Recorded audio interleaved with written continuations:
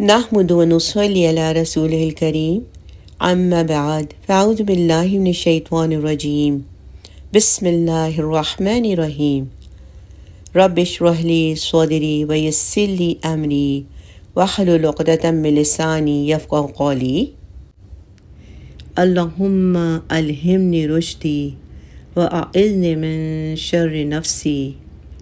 اے اللہ مجھے میری سمجھ بوجھ الہام کر دے اور مجھے میرے نفس کی برائی سے بچا، آمین۔ عشرہ مبشرہ کے سلسلے میں آئیے آج جانتے ہیں سیدنا علی بن ابی طالب رضی اللہ عنہ کے بارے میں۔ نبی کریم صلی اللہ علیہ وسلم نے فرمایا، علی رضی اللہ عنہ سے محبت مومن ہی رکھتا ہے اور ان سے بغض منافق ہی رکھتا ہے۔ امیر المومنین، چوتھے خلیفہ راشد، عشرہ مبشرہ میں سے ایک شخصیت، رسول اللہ صلی اللہ علیہ وسلم کے چچا زاد بھائی اور داماد سیدنا علی بن ابی طالب رضی اللہ عنہ ہاشمی اور قریشی تھے۔ ان کے والد سردار ابو طالب مکہ کے بااثر شخصیت تھے۔ ابو طالب کا اصل نام عبد مناف تھا، مگر کنیت نام پر غالب آ گئی۔ اللہ کے رسول صلی اللہ علیہ وسلم کے دادا اور سیدنا علی رضی اللہ عنہ کے دادا ایک ہی تھے۔ ان کی والدہ محترمہ سیدہ فاطمہ بنت اسد بن ہاشم بن عبد مناف تھیں۔ اس طرح والد اور والدہ دونوں ہاشمی تھے۔ سیرت نگاروں کے مطابق سیدنا علی رضی اللہ عنہ پہلے ایسے شخص ہیں جو والد اور والدہ دونوں طرف سے ہاشمی تھے۔ یہ بات یقیناً نہایت عزت اور شرف کی بات ہے۔ آپ نبی کریم صلی اللہ علیہ وسلم کو نبوت ملنے سے 10 سال پہلے مکہ مکرمہ میں پیدا ہوئے۔ آپ کا لقب حیدر، کنیت ابو الحسن اور ابو تراب تھی۔ اللہ کے رسول صلی اللہ علیہ وسلم 8 سال 2 ماہ 10 دن کے تھے کہ آپ کے دادا کا انتقال ہو گیا۔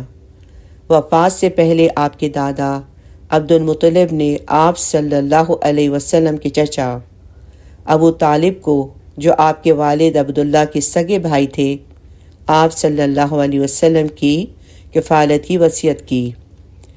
ابو طالب نے اپنے بھتیجے کا حق کفالت بڑی خوش اسلوبی سے نبھایا اور آپ کو نہ صرف اپنی اولاد میں شامل کیا بلکہ اس سے بھی بڑھ کر جانا۔ ان کی اہلیہ اور سیدنا علی بن ابی طالب کی والدہ سیدہ فاطمہ نے اللہ کے رسول صلی اللہ علیہ وسلم کی بچپن میں بڑی خدمت کی، دیکھ بھال اور اعلیٰ معیار کی پرورش کی۔ یہی وجہ ہے کہ اللہ کے رسول صلی اللہ علیہ وسلم ان کی بہت عزت کرتے تھے۔ اس عظیم خاتون نے اسلام کو قبول کیا اور ہجرت کا شرف حاصل کیا۔ مدینہ طیبہ میں وفات پائی۔ اللہ کے رسول صلی اللہ علیہ وسلم نے ان کے کفن کے لیے اپنی قمیض عطا فرمائی، نماز جنازہ پڑھائی، خود لحد میں اتارا اور برکت کے لیے تھوڑی دیر تک ان کی قبر میں لیٹے بھی رہے۔ سبحان اللہ۔ سیدنا علی رضی اللہ عنہ کے بچپن کے وقت سردار ابو طالب کے معاشی حالات اچھے نہ تھے، چنانچہ اللہ کے رسول صلی اللہ علیہ وسلم نے اپنے چچا کا بوجھ کم کرنے کے لیے سیدنا علی رضی اللہ عنہ کی پرورش اپنے ذمے لے لی اور ان کے بھائی سیدنا جعفر طیار رضی اللہ عنہ کو اپنی چچا عباس رضی اللہ عنہ کی سرپرستی میں دے دیا۔ اس طرح ان کا بچپن اللہ کے رسول صلی اللہ علیہ وسلم کے گھر میں گزرا۔ سیدنا علی رضی اللہ عنہ نے زمانہ جاہلیت میں بھی کبھی کسی بت کو سجدہ نہ کیا، نہ شرک کو بدعت کا ارتکاب کیا، نہ کسی بری رسم سے اپنے دامن کو آلودہ ہونے دیا۔ ان کی عمر کم و بیش 10 سال کی تھی جب اللہ کے رسول صلی اللہ علیہ وسلم پر غار حرا میں پہلی وحی نازل ہوئی۔ آپ صلی اللہ علیہ وسلم پر سب سے پہلے آپ کی زوجہ محترمہ سیدہ خدیجہ رضی اللہ عنہا ایمان لائیں۔ ان کے بعد مردوں میں سیدنا ابو بکر صدیق رضی اللہ عنہ، غلاموں میں سیدنا زین بن حارثہ رضی اللہ عنہما اور بچوں میں سیدنا علی بن ابی طالب رضی اللہ عنہ نے سب سے پہلے اسلام قبول کیا۔ جب قریش کے اکابر مجرمین نے اللہ کے رسول کو معاذ اللہ قتل کرنے کا پروگرام بنایا تو آپ کے گھر کا محاصرہ کر لیا، تو اللہ تعالیٰ نے آپ کو مدینہ منورہ ہجرت کر جانے کا حکم دے دیا۔ ان نازک لمحات میں اللہ کے رسول صلی اللہ علیہ وسلم نے سیدنا علی بن ابی طالب رضی اللہ عنہ سے فرمایا، علی تم میرے بستر پر لیٹ جاؤ اور میری سبز حضرمی چادر اوڑھ کر سو جاؤ۔ یہ چادر جنوبی یم کے علاقے حضر الموت کی بنی ہوئی تھی، اور انہوں نے کہا کہ تمہیں ان کے ہاتھوں کوئی نقصان نہیں پہنچے گا۔ اللہ کے رسول صلی اللہ علیہ وسلم یہی چادر اوڑھ کر سویا کرتے تھے۔ محاصرین نے دروازے کی جھری سے جھانک کر دیکھا تو کہنے لگے، اللہ کی قسم، یہ تو محمد صلی اللہ علیہ وسلم سوئے ہوئے ہیں، ان کے اوپر ان کی چادر موجود ہے۔ چنانچہ یہ لوگ صبح تک وہیں ڈٹے رہے۔ ادھر جب صبح ہوئی اور بستر سے سیدنا علی رضی اللہ عنہ اٹھے تو مشرکین کے ہاتھوں کے ٹوٹے اڑ گئے۔ انہوں نے سیدنا علی رضی اللہ عنہ سے پوچھا کہ محمد صلی اللہ علیہ وسلم کہاں ہیں؟ جواب دیا، مجھے کیا معلوم۔ جب انہیں یقین ہو گیا کہ رسول اللہ صلی اللہ علیہ وسلم ان کے ہاتھ سے نکل چکے ہیں تو ان پر جنون طاری ہو گیا۔ انہوں نے سب سے پہلے اپنا غصہ سیدنا علی رضی اللہ عنہ پر ہی نکالا اور آپ کو گھسیٹ کر خانہ کعبہ تک لے گئے اور کچھ دیر تک زیر حراست رکھا کہ ممکن ہے کوئی سراغ مل جائے، مگر ناکام ہو کر چھوڑ دیا۔ پھر سیدنا علی رضی اللہ عنہ نے اللہ کے رسول صلی اللہ علیہ وسلم کی ہدایت کے مطابق لوگوں کی امانتیں واپس کیں اور 3 دن کے بعد ننگے قدم ہی مدینہ طیبہ کی طرف چل دیے۔ اللہ کے رسول صلی اللہ علیہ وسلم ابھی قبا ہی میں قیام پذیر تھے کہ سیدنا علی رضی اللہ عنہ بھی ان سے جا ملے۔ سیدنا علی رضی اللہ عنہ نے اللہ کے رسول صلی اللہ علیہ وسلم کے ساتھ سوائے غزوہ تبوک کے تمام غزوات میں شرکت کی تھی اور بہادری کے بے مثال جوہر دکھائے۔ لشکر اسلام کا جھنڈا عموماً انہی کے ہاتھ میں ہوتا تھا۔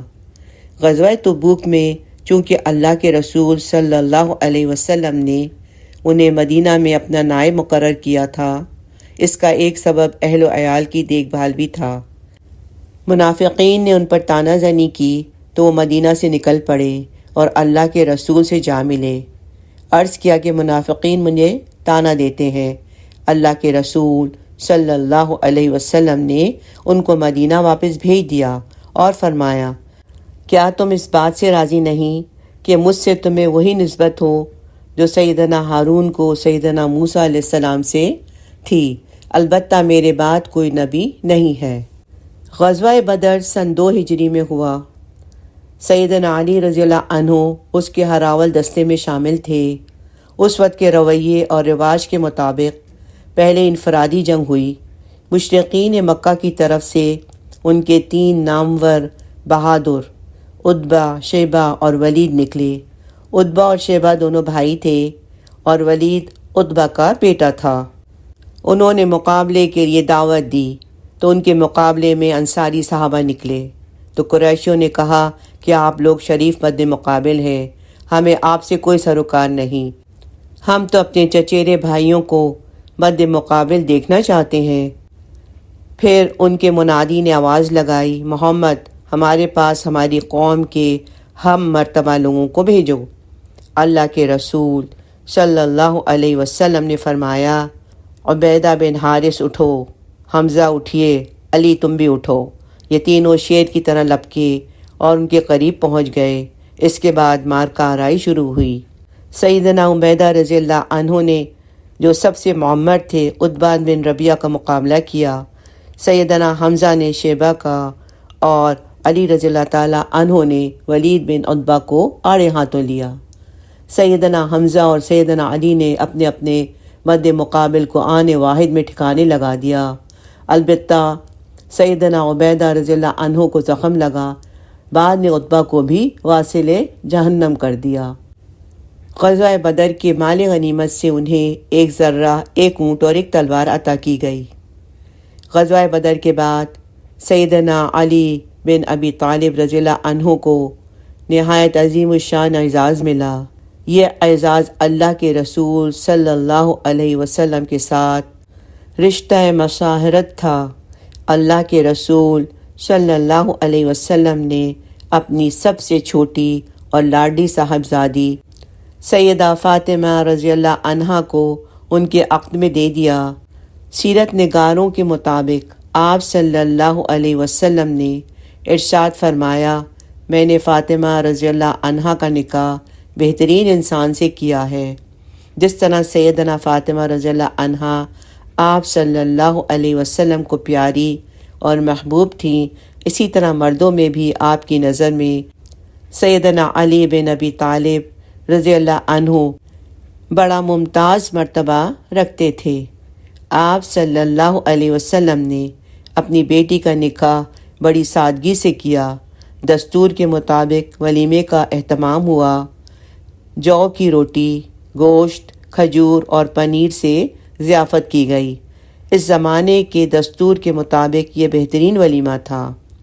سیدنا علی رضی اللہ عنہ کے پاس ذرہ تھی، اس کو فروخت کیا گیا۔ سیدنا بلال رضی اللہ عنہ کو حکم دیا کہ بازار سے عطر اور خوشبو خرید لائیں۔ اللہ کے رسول صلی اللہ علیہ وسلم نے خود نکاح پڑھایا اور برکت کی دعا فرمائی۔ شادی کے بعد زوجین کو نئے مکان کی ضرورت تھی، چنانچہ حارث بن نعمان رضی اللہ عنہ کا مکان ان کی نئی رہائش گاہ بنا۔ سیدہ فاطمہ رضی اللہ عنہا کے بطن سے ان کے 3 بیٹے حسن، حسین اور محسن رضی اللہ عنہم اجمعین پیدا ہوئے اور 2 بیٹیاں زینب اور کلثوم رضی اللہ عنہما پیدا ہوئیں۔ جب تک سیدہ فاطمہ رضی اللہ عنہا زندہ رہیں، سیدنا علی رضی اللہ عنہ نے دوسری شادی نہ کی، لیکن آپ کی وفات کے بعد متعدد شادیاں کیں اور ان ازواج سے اولاد بھی ہوئی۔ غزوہ احد میں بھی سیدنا علی رضی اللہ عنہ نے اپنی جواں مردی اور قوت کا مظاہرہ کیا۔ وہ اللہ کے رسول صلی اللہ علیہ وسلم کے ہر اول دستے میں شامل رہے۔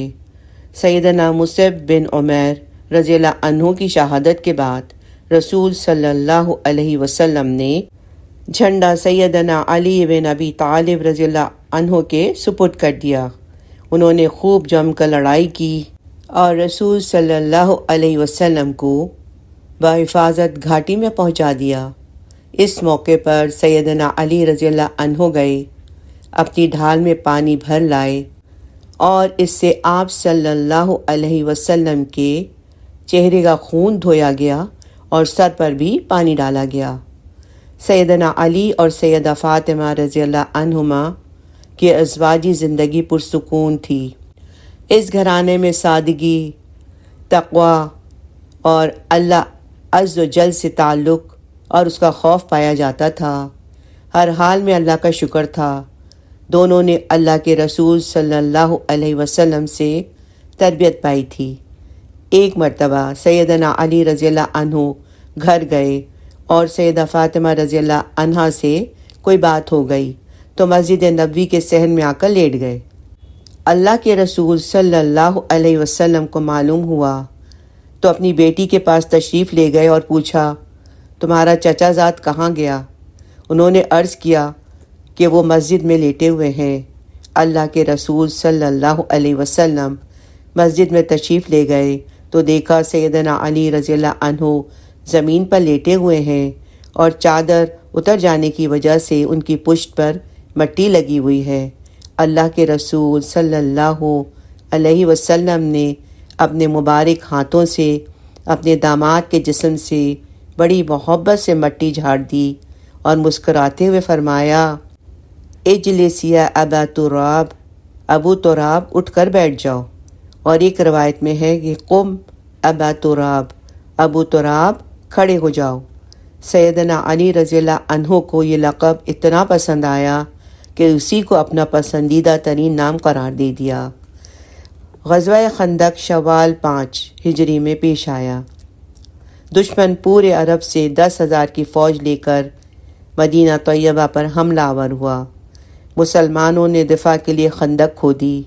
خندق کافی چوڑی ہونے کے باوجود عمر بن عبد ود اور اکرمہ بن ابی جہل نسبتاً تنگ جگہ سے خندق کو عبور کرنے میں کامیاب ہو گئے۔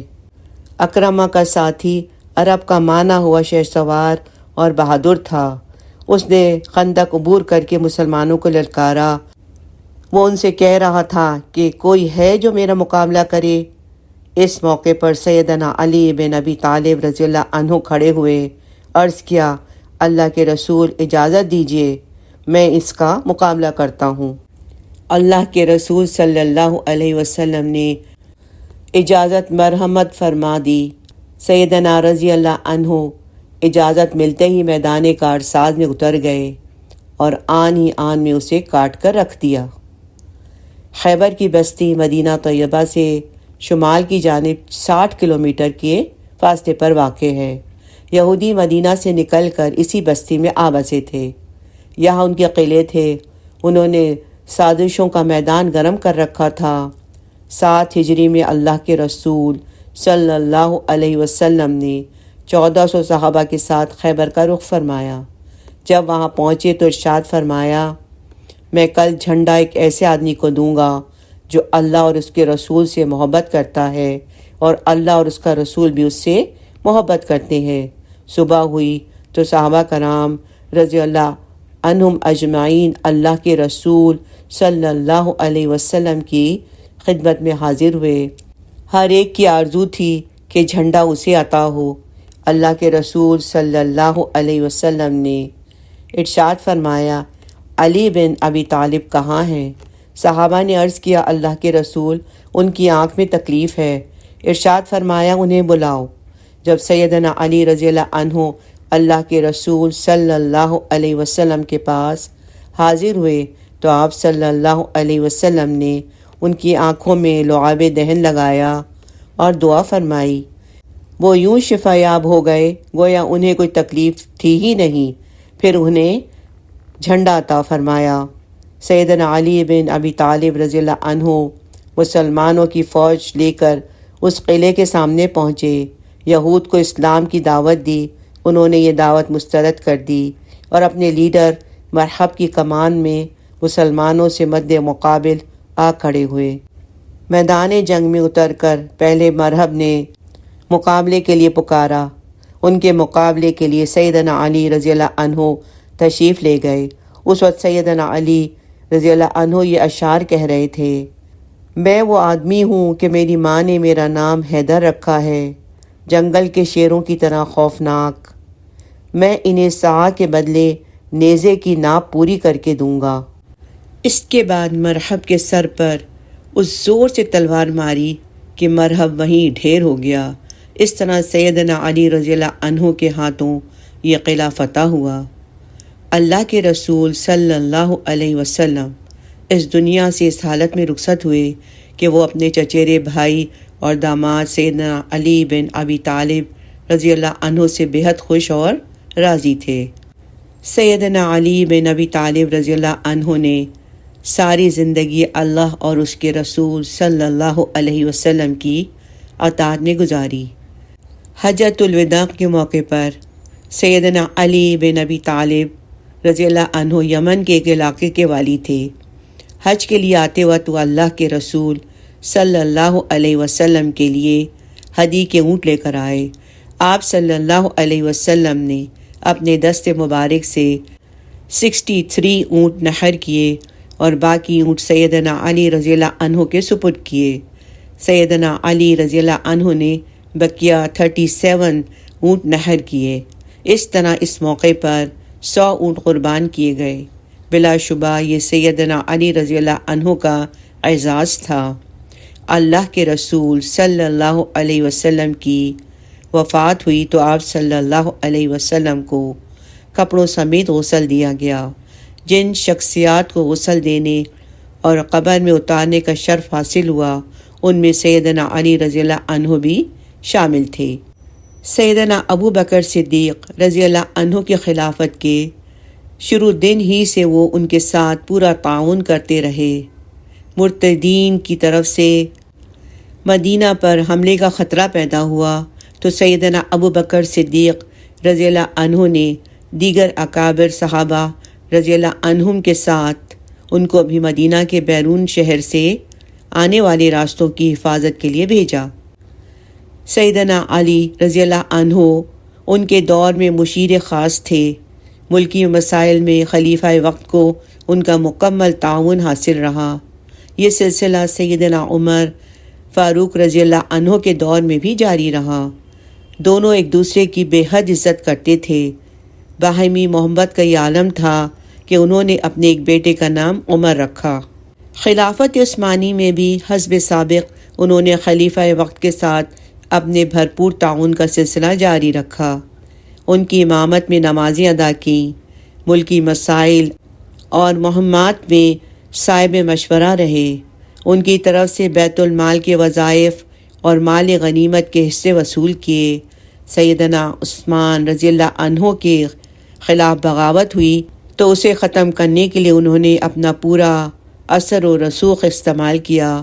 اس سے زیادہ کیا ہو سکتا تھا کہ باغیوں نے جب سیدنا عثمان رضی اللہ عنہ کے گھر کا محاصرہ کر لیا تو اپنے صاحبزادوں سیدنا حسن اور سیدنا حسین رضی اللہ عنہما کو سیدنا عثمان کی حفاظت اور معاونت پر مامور کیا۔ یہ دونوں صاحبزادے شمشیر بکف ہو کر ان کے دروازے پر پہرا دیتے رہتے اور باغیوں کو اندر نہ جانے دیا۔ سیدنا علی رضی اللہ عنہ نے جن حالات میں خلافت سنبھالی وہ بڑا کٹھن اور مشکل ترین وقت تھا۔ سیدنا عثمان رضی اللہ عنہ کو شہید کر کے باغی اپنے ناپاک ارادوں میں کامیاب ہو چکے تھے۔ اہل مدینہ کی پرزور اپیل پر وہ خلافت سنبھالنے پر آمادہ ہو گئے، ورنہ خلافت کے وہ خواہش مند نہ تھے۔ انہوں نے پہلے دن منبر پر خطبے میں ارشاد فرمایا تھا، حضرات میں علل اعلان کہتا ہوں کہ یہ خلافت تمہارا حق ہے جس کے سپرد تم کرو، اس کے سوا اور کسی کو اس پر حق نہیں ہوگا۔ سیدنا علی رضی اللہ عنہ کا دور حکومت زیادہ لمبا نہیں تھا۔ سارے کبار صحابہ رضی اللہ عنہم کی طرح وہ بھی بڑے عابد، زاہد اور متقی تھے۔ ان کے زمانے میں اسلامی سلطنت خانہ جنگی کا شکار رہی، اس لیے بیرونی فتوحات کا سلسلہ رک گیا۔ تاہم خود مختار عدالت عالیہ عہد خلافت راشدہ میں ایک ایسا ادارہ رہا جس پر فرزندان اسلام فخر کر سکتے ہیں۔ خلیفہ وقت کو بھی بعض اوقات قاضی کے ہاں پیشی بھگتنی پڑتی تھی۔ سیدنا علی رضی اللہ عنہ کی خلافت کا زمانہ 4 سال 9 ماہ پر محیط تھا۔ یہ سارا عرصہ کم و بیش آپس کی لڑائیوں اور خارجیوں سے مقابلہ کرنے میں گزر گیا۔ خارجیوں کا فتنہ اس دور کا سب سے بڑا فتنہ تھا۔ یہ گروہ اپنے علاوہ کسی کو مسلمان نہیں سمجھتا تھا۔ اپنی انتہا پسندی کی تحریک میں یہ لوگ سب سے بڑی رکاوٹ 3 اشخاص کو سمجھتے تھے: سیدنا علی، سیدنا امیر معاویہ اور سیدنا عمر بن عاص رضی اللہ عنہم اجمعین۔ ایک دن اس قوم کے 3 بدبخت اکٹھے ہوئے۔ انہوں نے طے کیا کہ ان تینوں کو ایک ہی دن فجر کی نماز کے وقت مسجد میں شہید کر دیا جائے۔ چنانچہ انہوں نے تاریخ طے کر لی اور اپنے اپنے ہدف کی طرف چل دیے۔ سیدنا علی رضی اللہ عنہ کوفہ میں تھے، امیر معاویہ رضی اللہ عنہ دمشق میں اور عمر بن عاص رضی اللہ عنہ مصر میں۔ عمر بن عاص رضی اللہ عنہ اس دن فجر کی نماز کے لیے نہ جا سکے۔ ان کی جگہ خارجہ بن ابی حبیب نے نماز پڑھائی تو انہیں شہید کر دیا گیا۔ امیر معاویہ رضی اللہ عنہ نماز پڑھانے کے لیے آئے تو ان پر قاتلانہ حملہ کیا گیا، مگر زخم کاری نہ تھا، اس لیے آپ بھی بچ گئے۔ مگر سیدنا علی رضی اللہ عنہ کے قاتل عبد الرحمن بن ملجم نے، جو دنیا کا سب سے بدبخت اور شقیق القلب انسان تھا، فجر کی نماز کے وقت سیدنا علی رضی اللہ عنہ پر حملہ کیا۔ آپ شدید زخمی ہو گئے۔ قاتل کو گرفتار کر لیا گیا۔ سیدنا علی رضی اللہ عنہ کو اطلاع دی گئی۔ آپ نے اپنے دونوں بیٹوں حسن اور حسین رضی اللہ عنہما سے فرمایا کہ اسے قید رکھو مگر اذیت نہ دو، اگر میں زندہ رہا تو خود دیکھوں گا کہ معاف کروں یا کوئی سزا دوں، ہاں اگر میں فوت ہو جاؤں تو اس کو مار ڈالنا۔ پھر آپ نے فرمایا اے بنی عبد المطلب، میں مسلمانوں کا خون نہیں کرانا چاہتا، خبردار سوائے میرے قاتل کے اور کسی کو نہ ماننا۔ اے حسن آگاہ رہو کہ میرے قاتل کے ٹکڑے ٹکڑے نہ کرنا۔ آپ رضی اللہ تعالیٰ عنہ کی شہادت 17 رمضان المبارک 40 ہجری کو ہوئی۔ شہادت کے بعد سیدنا حسن رضی اللہ عنہ نے مجرم کو جیل سے نکالا اور اسے قتل کر دیا۔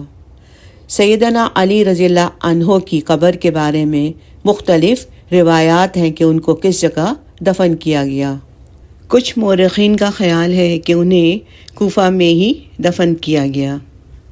بارک اللہ لی و لکم وآخر دعوانا ان الحمد للہ رب العالمین وصلی اللہ تعالی علی خیر خلقہ سیدنا محمد وآلہ وصحبہ اجمعین وسلم تسلیما کثیرا کثیرا آمین۔